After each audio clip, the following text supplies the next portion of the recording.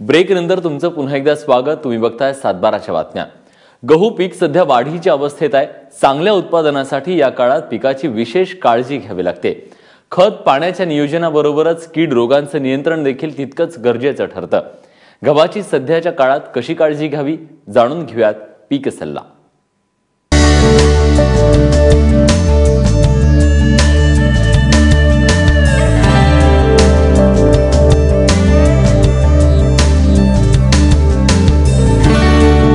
राज्यातील 7,06,000 हेक्टर क्षेत्रावर गव्हाची पेरणी झाली आहे। बहुतांश गहू पीक हे वाढीच्या अवस्थेत आहे।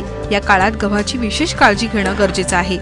योग्य नियोजनाअभावी गव्हाच्या उत्पादनात मोठी घट येण्याची शक्यता असते।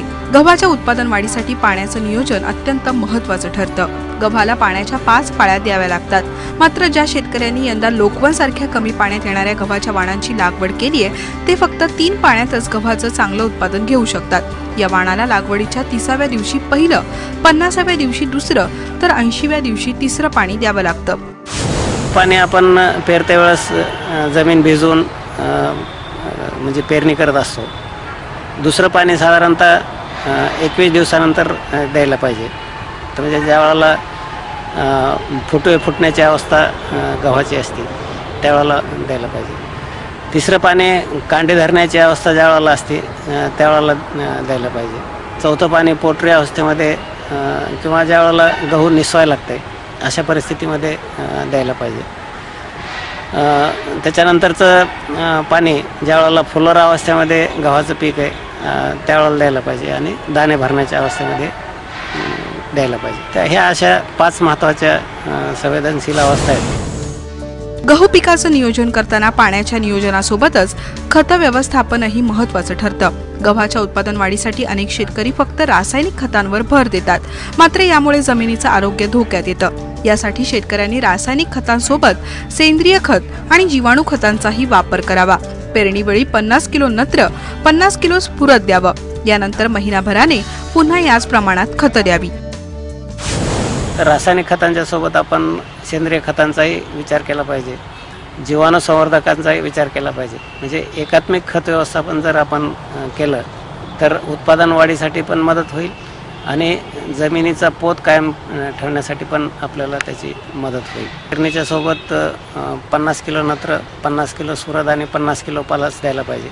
आणि पेरणीनंतर साधारणतः 1 महिन्यानं 21 दिवसाच्या नंतर आपण 30 दिवसापर्यंत हे खत देऊ शकतो। 117 किलो युरिया जर समजा आपण एका हेक्टरला दिला तर 50 किलो नत्राचं मात्रा या युरियामधून पूर्ण होते।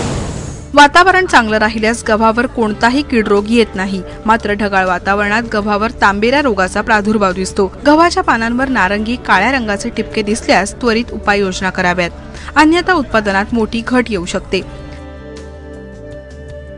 तांबेऱ्याच्या नियंत्रणासाठी झायनेप किंवा डायथेन M45 हे औषध 20 ग्रॅम प्रमाणात 10 लिटर पाण्यात मिसळून पिकावर फवारावं। फवारणी करताना साध्या हातपंपाचा वापर करावा। फवारणी करताना नाक तोंड पूर्णपणे झाकून घ्यावं। तांबेरा आल्यानंतर फार मोठ्या प्रमाणात नुकसान होऊ शकते। काळ्या रंगाचा किंवा नारंगी रंगाचा तांबेरा गव्हावर येत असतो। तांबेऱ्याच्या बंदोबस्तासाठी आपल्याला झायनेप 75% किंवा डायथेन M45 या औषधांचा जर समजा आपण वापर केला तर चांगल्या पद्धतीने आपण या तांबेऱ्याचा बंदोबस्त करू शकतो। गव्हाची बाजारातील मागणी लक्षात घेता त्याला दरही चांगला मिळतो। योग्य नियोजन केल्यास यंदा गव्हाचं भरघोस उत्पादन घेणं शक्य आहे। परभणीहून विशाल मानेसह ब्युरो रिपोर्ट ABP माझा।